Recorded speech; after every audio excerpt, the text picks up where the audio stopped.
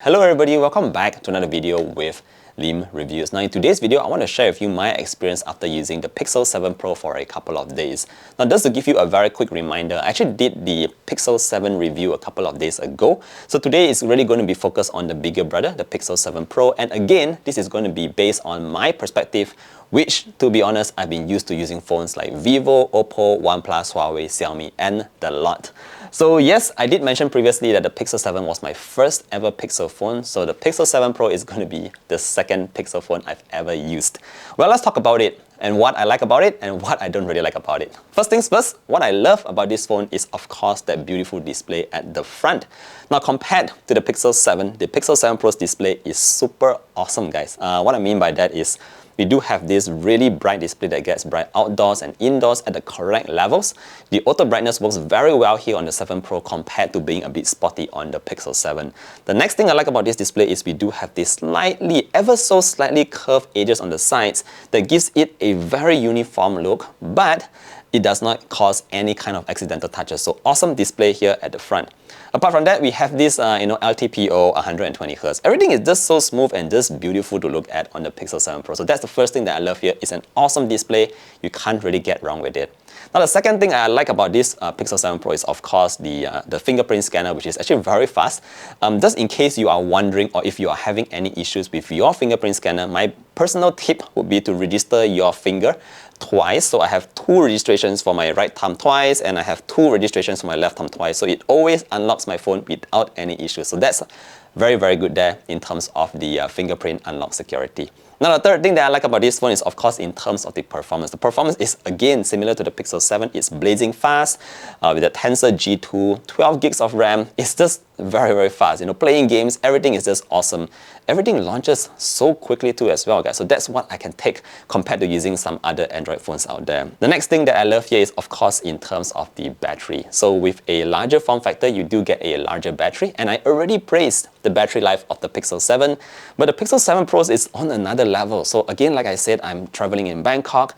I've been using a lot of the maps, just taking photos here and there. I've been using it very intensively, and by the end of the day, I still have 30% to go. So really awesome battery life on the Pixel 7 Pro. Now, the last thing that I love here is actually in terms of the camera. Now, this is sort of a love and hate kind of situation.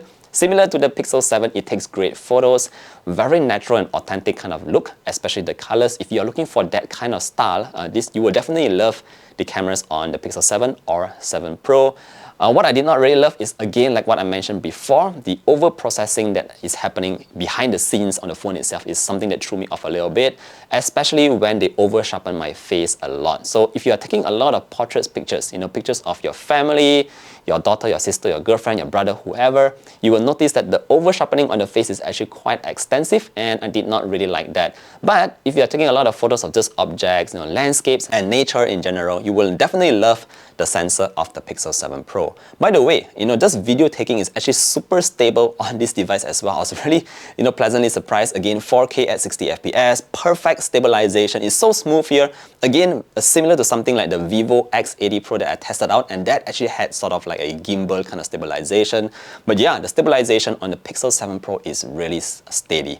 Alright, so those are the good things, but what about the stuff that I did not really like? Well, first things first, I have to complain about this particular camera bump at the back. Now, the build quality of this camera bump is really questionable. So on the Pixel 7, we have this sort of matte-ish aluminum, whereas on the 7 Pro, we have this polished aluminum that actually shines. You have a lot of fingerprints on it, but that's not the worst part. The worst thing here is that it's so easy to scratch. So just on day 1 alone, I already have a couple of hairline scratches at the back, and I was already quite sad. But day 2 itself was when my heart was really broken.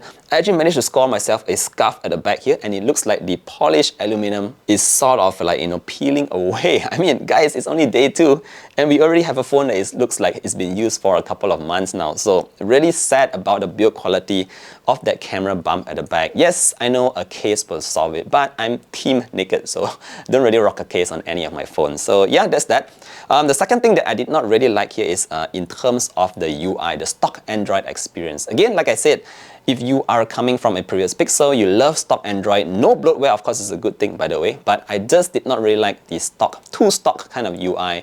this is a personal preference kind of thing. I personally prefer something like Oxygen OS, even Color OS for that matter, because those offer a lot of customizations and personalizations, and I do not like to use a third-party launcher for my own personal reasons. So I also noticed on this Google launcher, or whatever you call it here, that we do have this at a glance, sort of like permanently inked into the first home screen of the phone itself. And that's actually quite annoying for me, because I also like to have a large clock widget on the main screen, and right now I have 2 dates, you know, on the home screen. Of course, yes, I can go and download a different widget, but I like that widget very much, and my date is like permanently inked on my home screen. So if anyone out there has a clue on how to remove that at a glance completely without rooting and without using a third-party launcher, please let me know down below.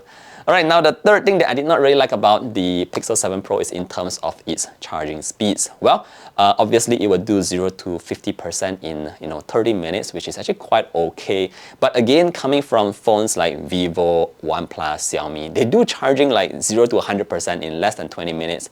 And again, this is just my personal kind of preference because I'm always on the go.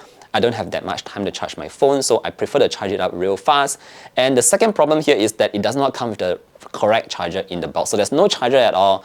I've got a couple of PD quick charge chargers lying around, Anker, Ugreen and stuff like that, but they never seem to charge the device up quick enough as what was advertised. So that was my headache over there. Yeah, but those are just the 3 things that I did not really like. Now, at the end of the day, should you get a Pixel 7 Pro? Well, my personal point here is that if you are already using a previous Pixel device, Pixel 3, 4, 5 or whatnot, and you plan to upgrade, well, definitely you should go with the Pixel 7 Pro because you are already familiar with what you will be getting. However, if you are like me, coming from phones like Oppo, Vivo, Xiaomi, Huawei, Samsung, whatever, and you are looking to change or upgrade to the Pixel 7 Pro, I really suggest you think twice because you are missing out on a lot of features that you might be used to. I mean, there are trade-offs here, some pros and cons, but think about that before you make your purchase decision. With that said, thank you for watching today's video. I hope today's video helped you out in a way or another. Do drop a like and sub to the channel for your support, and I hope to see you guys in the next one. Stay safe, everybody. Bye!